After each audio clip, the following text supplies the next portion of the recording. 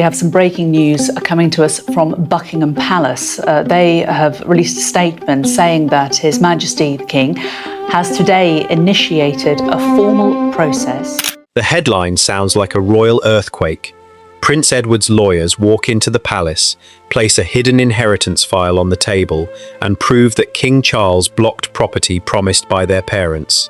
It is a gripping claim. It is also where the public record demands caution. The dramatic March 25, 2026 confrontation, described in circulating videos, has not been confirmed by Buckingham Palace, the Crown Estate, court records, or any established news organisation. The real story is different, but no less revealing. What can be confirmed is that Prince Edward and Sophie live at Bagshot Park, a vast royal residence in Surrey owned by the Crown Estate. Edward does not publicly hold the freehold as a private inheritance. His protection comes from a long lease, financial investment, and decades of lawful occupation. That distinction changes everything, because a lease is not a family promise whispered behind palace doors. It is a contract. The roots of that contract reach back to March 1998. Bagshot Park needed extensive restoration, and Edward accepted responsibility for turning the neglected property into a family home. The renovation ultimately cost close to £3 million. According to the National Audit Office, the Crown Estate contributed about £1.6 million, while Edward covered roughly £1.38 million himself. At first, the annual rent was set at £5,000, then rose to £90,000 after the work was completed. Years later, in 2007, Edward extended the lease to 150 years by paying a £5 million premium. More recent reporting says the extended agreement requires only a nominal peppercorn rent because the substantial payment was made up front. That is the first real twist. The property many viewers assume Charles could simply reclaim is not an ordinary royal grace and favour home. Edward's position appears to rest on a commercially tested agreement with the Crown Estate, the body that legally owns Bagshot Park. The Crown Estate is managed independently and returns its profits to the Treasury. It is not the King's personal property portfolio. Then comes the title. On March 10, 2023, King Charles formally made his younger brother Duke of Edinburgh. The official announcement was precise. Edward would hold the dukedom for his lifetime. It did not say Bagshot Park had been inherited with the title, and it did not announce that Queen Elizabeth or Prince Philip had transferred the estate to him. That missing link matters. Because without verified letters, court filings, or an official statement, nobody can truthfully claim that Charles blocked an inheritance for years. What can be said is more grounded and, in some ways, more powerful. Edward may not need a secret inheritance document at all. The lease itself could be the strongest shield around his home. Hi viewers, should Prince Edward be allowed to keep Bagshot Park, yes or no? Leave one word in the comments. And subscribe before the next document is opened, because watching quietly while careful reporting is buried only helps false stories travel further than the truth. Behind the palace image sits an uncomfortable question. How much control does a monarch really have over residences occupied by members of the royal family? Public fascination intensified after renewed scrutiny of royal housing arrangements, especially the very different agreements connected to Bagshot Park and Royal Lodge. Edward's deal attracted attention because he invested heavily, extended the lease, and secured terms that may last far beyond his lifetime. There is another tension. Edward spent years waiting for the title once held by Prince Philip. When Charles finally granted it, the title was limited to Edward's life and will not automatically pass to his son James. That decision was public, legal, and unmistakable. Yet Bagshot Park's lease may outlast the title itself. The title can end, the contract can remain. And that is where the real investigation begins. Not with an invented palace ambush, not with an unverified signature produced at the perfect dramatic moment. It begins with a 150-year agreement, millions of pounds already paid, and a royal residence that may be far harder to disturb than sensational headlines suggest. The next question is simple. Why did Edward secure such extraordinary protection before anyone appeared to challenge it today? The answer began long before anyone compared Bagshot Park with a royal prize. In 1996, the Ministry of Defence returned it to the Crown Estate after the Army Chaplains Department used it for decades. The house was enormous and costly. It was not a polished residence waiting for a prince. It needed work, money, and someone willing to accept what came next. That person was Prince Edward. In March 1998, Edward entered a 50-year lease for Bagshot Park. The agreement did not hand him the freehold, and it did not turn the estate into inherited property. The Crown Estate remained the owner. Edward became the tenant, but this was no ordinary tenancy. The terms required refurbishment during the first 2 years. That obligation sat at the heart of the deal. The first annual rent was only £5,000. On paper, the figure looked unusually generous, but the low starting rent came before the restoration was complete, and the agreement placed a burden on Edward. The property had to be repaired, systems had to be renewed, rooms had to be made usable. A residence of that size could consume money faster than any ceremonial title could replace it. Then the figures surfaced. The refurbishment cost close to £3 million.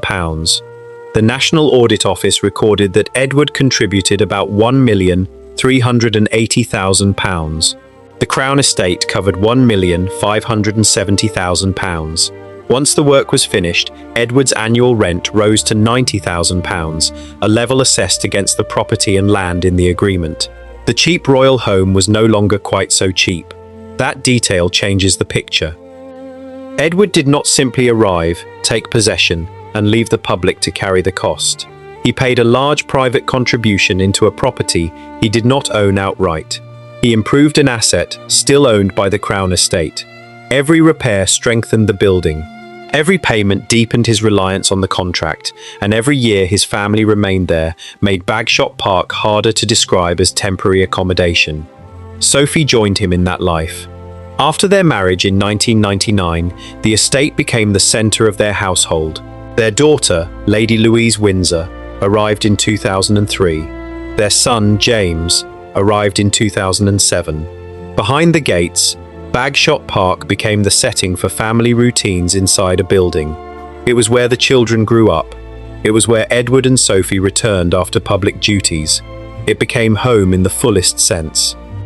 But a home can still be vulnerable when the paper beneath it is weak. Edward appears to have understood that.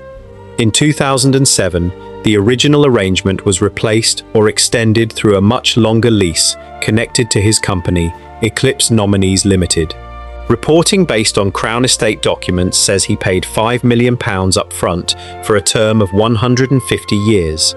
After that premium, the ongoing rent became a nominal peppercorn amount. Stop there. 150 years is not a casual family favour. It reaches beyond Edward's working life and the reign of one king. It may even outlast the title Charles granted him in 2023, because that dukedom was conferred for Edward's lifetime and is not designed to pass automatically to James. The title can end while the lease continues. That is the second real twist. The more secure Edward made his legal position, the less Bagshot Park resembled something a monarch could simply rearrange. The Crown Estate is not the king's personal bank of houses. It is an independent business that manages land in the national interest and returns its net profit to the treasury. Charles is sovereign, but sovereignty does not erase contracts signed by a separate legal body. So the central question shifts. It is no longer whether Charles personally wanted Bagshot Park reviewed. No verified public evidence proves that he secretly blocked an inheritance. The harder question is whether anyone inside the royal system could pressure Edward to surrender rights that had already been bought, documented, and relied upon for decades. That question carries weight, because Edward accepted the estate when it demanded heavy investment. He helped restore it. He raised his family there. Then he paid millions to stretch his protection across generations. By the time public scrutiny returned to royal housing, Bagshot Park was no longer merely a residence. It was a fortress, built from clauses, receipts, and time. And somewhere inside those records was the detail that would shape everything that followed. Edward had not waited for a future king to decide whether his family could remain. He had acted years earlier, while Queen Elizabeth still reigned, and Prince Philip was still alive. The next document would not prove a secret inheritance. It would reveal why Edward never needed one. The next phase began with a title, not a property deed.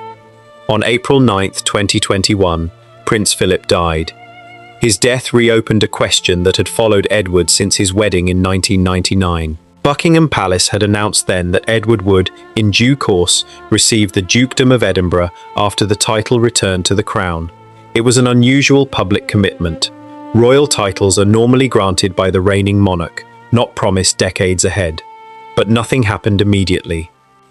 Philip's dukedom passed to Charles under the normal rules of inheritance. Charles was still Prince of Wales, so Edward had no legal claim to the title.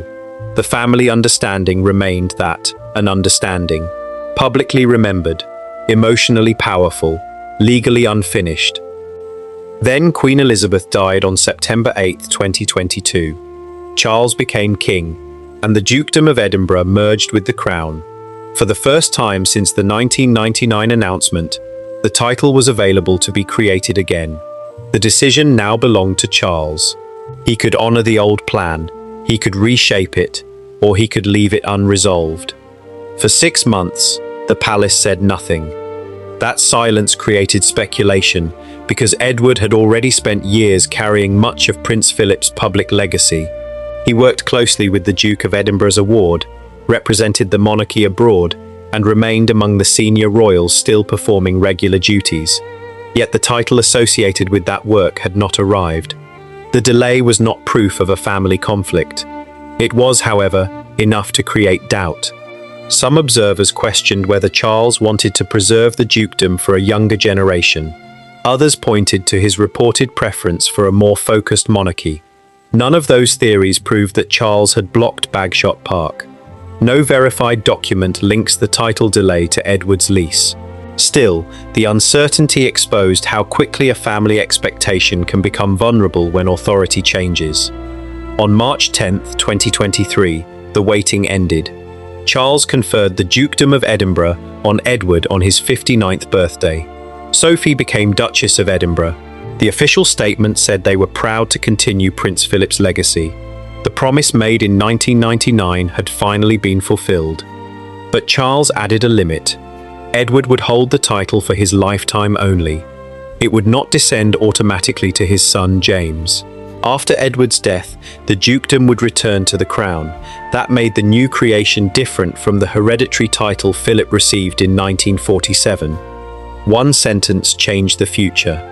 The decision gave Edward the honour he had long expected, while preserving Charles's control over what happened next. James became Earl of Wessex through Edward's existing hereditary earldom, but he did not become the future Duke of Edinburgh. The title and the family line had been separated. That separation matters because royal audiences often connect a grand title with a grand estate. They sound as though they belong together. In law, they do not. Becoming Duke of Edinburgh gave Edward status, responsibility, and a direct connection to his father's legacy. It did not transfer Bagshot Park. The palace announcement contained no property grant, no ownership change, and no statement that the house formed part of an inheritance. The dramatic story therefore turns on a gap between expectation and evidence. Edward may have believed, with good reason, that his parents wanted him to continue Philip's work. The 1999 announcement supports that conclusion. Charles eventually honoured it. But the available record does not show Queen Elizabeth promising Edward the freehold of Bagshot Park, and it does not show Charles signing an order to prevent such a transfer. What it shows is more restrained. Edward's title depended on Charles. His home did not. That difference created a quiet balance of power. Charles could decide whether Edward became Duke of Edinburgh and how long the title would remain in his line. He could not personally rewrite a binding residential agreement simply because the title had changed hands. One question belonged to royal prerogative. The other belonged to property law. The palace image hid that division well. At public events, the brothers appeared together. Edward supported the king. Sophie carried out engagements on behalf of the crown. Nothing visible suggested a legal confrontation over their home. No court action appeared. No official complaint emerged. Yet the structure itself contained tension. A monarch could grant an honour while possessing limited power over the residence occupied by the person receiving it. A younger brother could owe his title to the king while holding housing rights that did not depend on the king's personal approval. Ceremony pointed one way, contract pointed another. The louder claims overlooked that distinction because a secret betrayal is easier to sell than a complicated legal boundary. But the boundary is where the real suspense sits. Charles had fulfilled one old family promise in a narrower form. Edward had already protected the other part of his life through paperwork that stood outside royal sentiment. And as scrutiny around royal residences intensified, that paperwork was about to face a harder question. Not whether Edward deserved Bagshot Park, whether the agreement protecting him had been tested fairly at all. The test finally came from outside the palace. In autumn 2025, Parliament's Public Accounts Committee began examining royal residential arrangements after questions were raised about properties occupied by members of the royal family. The inquiry focused mainly on Royal Lodge, not Bagshot Park. Still, when the National Audit Office opened the files, Edward's agreement entered the same light. That mattered. For the watching public. For years, dramatic claims had depended on an unseen letter supposedly proving that Queen Elizabeth and Prince Philip intended Bagshot Park to pass to Edward. Yet the official investigation, published in June 2026, revealed no hidden inheritance deed. It revealed something less romantic and harder to dismiss. A lease built to survive scrutiny. The National Audit Office examined how the Crown Estate handled residential agreements with royal occupants. Investigators compared leases, valuation methods, repair obligations, surrender terms, and tenant rights. They found variation, but also found that the Crown Estate generally followed standard practices. Bagshot Park was treated as a long-term commercial arrangement, not a private gift. Then the clauses came into view. The tenant named on the agreement was not Prince Edward personally. It was Eclipse Nominees Limited, the company linked to the Edinburgh household. Edward and Sophie occupied the estate, but the lease sat with the company. That created distance between Edward's title and his right to remain. A title could change. A company agreement could not be erased by ceremony. The lease was also assignable. After the opening restriction period, it could be transferred to an acceptable new holder, provided the Crown Estate gave written consent. That incoming holder had to be respectable, responsible, and financially capable of meeting the obligations attached to the property. This was not an automatic inheritance for James or Louise, but neither was it a license designed to disappear when Edward's public role ended. The distinction was decisive. Bagshot Park could not simply be handed to anyone Edward selected. The Crown Estate retained control over approval. Yet Edward's interest was capable of continuing beyond his own occupation. The agreement had built a path forward, one governed by conditions rather than royal mood. There was more. The lease allowed parts of the estate to be sublet. The stable complex generated income through outside occupation until 2020. With Crown Estate approval, the whole estate could also be sublet for a limited period. Income allowed under those provisions belonged to the leaseholder. Edward was not merely occupying rooms allocated by the palace. The agreement carried economic rights and economic duties. Bagshot Park's agreement was fully repairing and insuring. The long-term tenant carried responsibility for maintaining the property instead of leaving every major cost with the landlord. If buildings deteriorated, obligations were ignored, or terms were breached, consequences could follow. Protection did not remove responsibility. It made that responsibility enforceable on both sides. That balance is why the report mattered. The National Audit Office did not declare Edward the private owner. It confirmed the opposite. Bagshot Park remained within the Crown Estate, in a protected part of the Windsor estate where tenants could not acquire the freehold. Edward could control the lease. He could not convert the land into personal property. The walls felt like home, but the ground beneath them remained beyond his ownership. So where was Charles? Nowhere in the published findings was there proof that the king had ordered the property withheld. cancelled a promised transfer, or directed officials to remove Edward. No court filing established such a conflict. No verified memorandum recorded Philip's final intervention. No palace statement admitted that an inheritance had been blocked. The silence was not evidence. Yet the investigation still placed a firm boundary around royal power. The Crown Estate is not the sovereign's private collection. It is an independent commercial body governed by statute, responsible for managing assets and returning profits to the Treasury. The king could influence family life, titles, duties, and access. He could not personally treat a Crown Estate lease like a bedroom assignment. That was the real protection. Not a dramatic signature produced at midnight, not a private warning from Philip's final days. The defense sat inside ordinary legal language, written years before the present king took the throne. Assignment, consent, repair, insurance, permitted use, duration, cold words. Powerful words. Prince Philip's role remained emotional and institutional rather than proprietary. He spent decades building the Duke of Edinburgh's award, and Edward took on that work long before receiving the title. The bond between father and son was visible in service and continuity. The official record did not turn that bond into ownership of Bagshot Park.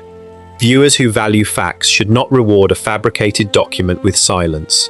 Subscribing, liking, and sharing helps careful reporting travel further than a palace rumor designed only to provoke anger. By the end of the investigation, the supposed inheritance battle had changed shape. Edward had not proved that Charles stole a house promised by Philip. He had something stronger than an unverified family story.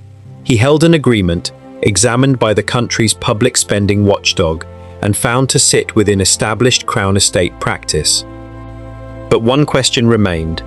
If the lease was this secure, why had the idea of Edward losing Bagshot Park become so believable? The answer would lead away from Edward and toward another royal residence, another brother, and the housing dispute that changed how every palace property was viewed. The answer came from a different house.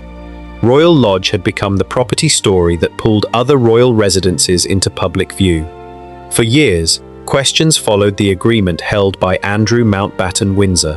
The estate carried a long lease and involved a commitment to refurbishment. Then, in October 2025, the Public Accounts Committee asked the Crown Estate and the Treasury to explain how that arrangement worked. The request changed the atmosphere. Private terms were no longer being discussed through anonymous briefings or newspaper speculation. Parliament wanted records. The Crown Estate responded with details. It explained that Royal Lodge had been leased for 75 years, that the tenant had agreed to fund at least £7.5 million of refurbishment, and that a £1 million premium had been paid. The continuing rent was a peppercorn because the capital commitment had been made at the beginning. That sounded familiar. Bagshot Park also carried a peppercorn rent after an upfront payment. Both properties demanded long-term maintenance from the occupants. Both remained Crown Estate assets. Both involved royal tenants living behind the security of Windsor Great Park. But the resemblance ended there. Royal Lodge's lease was not freely assignable. Its continuation was restricted, with limited rights connected to Andrew's widow, daughters, or trusts created for them. Bagshot Park's lease was structured differently. Its company tenant held wider assignment rights, subject to Crown Estate consent and the suitability of a holder. One clause separated the brothers. That clause helped explain why rumours about Edward losing his home sounded convincing while remaining unsupported. The public had watched one royal housing arrangement move towards surrender. It was easy to assume another could be pulled apart in the same way. Yet the legal paths were not identical, and the Crown Estate's records made that impossible to ignore. On October 30th, 2025, Andrew formally offered to surrender the Royal Lodge lease. The process required 12 months' notice. Possible compensation existed under the agreement, but the eventual figure depended on the condition of the property and the cost of outstanding repairs. By June 2026, the National Audit Office said the theoretical amount could be reduced by dilapidation costs that had not yet been fully assessed. The house was not simply taken. The tenant initiated the surrender. That distinction cuts through the noise surrounding Edward. No comparable notice from the Bagshot Park leaseholder appeared in the review. No published record showed Charles ordering Edward to leave. No evidence showed Edward's lawyers defeating such an order. The documents revealed scrutiny, not confiscation. And the scrutiny was broad. The National Audit Office found that 7 members of the royal family occupied 5 Crown Estate properties under leases that varied according to premium payments, renovation obligations, surrender provisions, assignment rights, and market conditions. The watchdog described established Crown Estate processes, including external valuation advice used during negotiations. It did not rule that every agreement should look the same. That was the verdict. Difference did not mean favoritism. A peppercorn rent did not mean a property was free. A royal occupant did not own the house, and the king did not personally become landlord merely because the land carried the crown name. For viewers following this investigation, that point deserves attention. Subscribe and share the story now, because the easiest version claims one brother was protected while another was targeted. The records tell a more difficult story, and difficult facts rarely travel without help. The royal household added another layer. It provided 7 residences within occupied royal palaces to 11 working royals without rent in exchange for official duties. Edward and Sophie were among those listed as working members receiving access to such accommodation. That arrangement was separate from their privately funded leasehold interest at Bagshot Park. 2 systems existed at once. One supported duty, the other governed property. Charles stood at the centre of the family, but not at the centre of every contract. As sovereign, he could shape roles, honours, access, and the public direction of the monarchy. As an individual, he could not quietly erase commercial rights held under an agreement with an independent public corporation. So the supposed courtroom moment never arrived. There was no verified scene in which Charles's lawyers confessed defeat before Edward. There was something more restrained. Official documents placed the legal boundary in public view, and the boundary itself answered the accusation. Edward's security came from preparation. He had entered the agreement years before Charles became king. He had accepted its costs. He had operated through a company. He had secured a duration that extended beyond one reign. By the time royal housing became a national controversy, the strongest parts of his position were fixed. Still, the report left one uncomfortable tension unresolved. Edward's dukedom would end with his life. His lease might not. The honour linked him to Philip. The contract protected a residence that could continue after that honour returned to the crown. For Charles, that contrast carried its own message. A king could decide the future of a title. He could not decide the future of every signed page. And when the final records were compared, the most damaging discovery was not that Charles had blocked Edward's inheritance. It was that the inheritance story had distracted attention from a more valuable power hidden inside the lease. A power that could allow Edward's family to benefit even after he was gone. The hidden power was not ownership, it was transfer. Bagshot Park's lease does not end when Prince Edward's title returns to the crown. The agreement runs until April 257, more than a century beyond the present reign.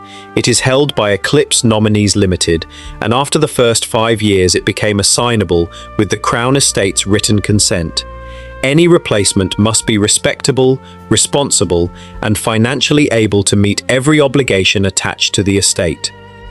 That does not mean Lady Louise or James can simply inherit the keys.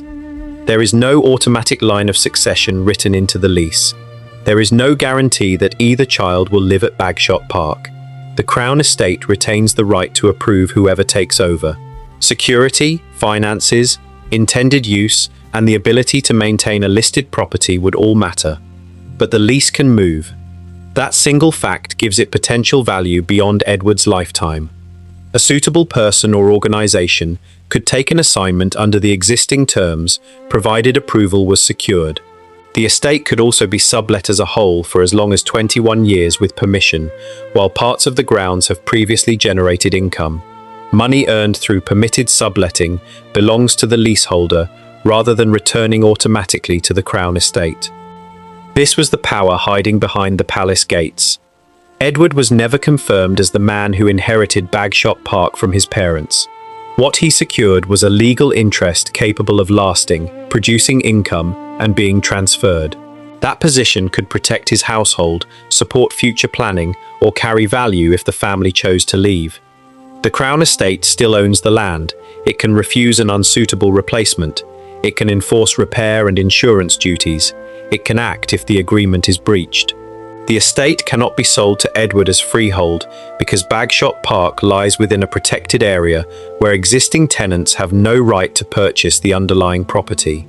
So the protection is strong, but not limitless. That distinction brings the investigation back to King Charles.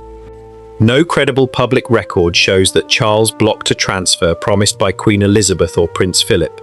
No authenticated letter has emerged. No legal filing records a confrontation between the brothers. No palace announcement admits that Edward's lawyers forced the king to retreat. The claimed showdown remains unverified. What the official material does show is a boundary Charles could not ignore if disagreement ever arose. Bagshot Park is managed by the Crown Estate, an independent commercial organisation. Its assets are not the king's private possessions, and its net profit goes to the treasury. The royal family does not run its business. That boundary is quieter than a palace ambush. It is also more durable. Edward's title was granted by Charles for Edward's lifetime. When Edward dies, the Dukedom of Edinburgh will return to the crown rather than passing automatically to James. The residence follows a different clock. Its contract may continue for decades after the honour has disappeared. The title represents service. The lease represents leverage. For Edward and Sophie, that separation may be the greatest protection. Their public position depends on the monarchy. Their occupancy of Bagshot Park rests on written conditions administered outside the king's personal household. One relationship is built on duty and trust. The other is built on consent, payment, and enforceable terms. Those systems can exist together while the family appears united. They can also become tense. A photograph of two brothers at a ceremony cannot reveal what either one thinks about property, succession, or control. Yet the documented facts do not support turning uncertainty into a proven betrayal. Suspicion is not evidence. A dramatic headline is not a deed. Repetition cannot transform an unverified claim into history. The final conclusion is sharper than the rumour. Prince Edward's strongest defence was not a secret final wish from Philip. It was the decision to secure a long agreement while his parents were alive, invest through a company, and accept responsibilities that made the arrangement commercially real. He did not need the king to give him ownership. He needed the Crown estate to honour its contract. And so far, the public record says it has. Anyone who stayed until this point should leave one verdict in the comments. Was Edward wise to protect his family through a contract? Yes or no? Then subscribe and share, because evidence loses every time viewers watch silently while invented palace documents collect millions of views. Bagshot Park remains occupied by Edward and Sophie. The title remains his for life. The lease remains capable of assignment. Charles remains king. Nobody won a courtroom battle. But paperwork drew the line, and the next investigation will follow the royal housing clause that could cost Andrew Mountbatten Windsor far more than the public realised. The surrender of Royal Lodge included a possible payment, but one unfinished inspection could reduce it dramatically. The missing figure is tied to repair costs not yet fully assessed, and that single calculation may decide whether he leaves with compensation or almost nothing.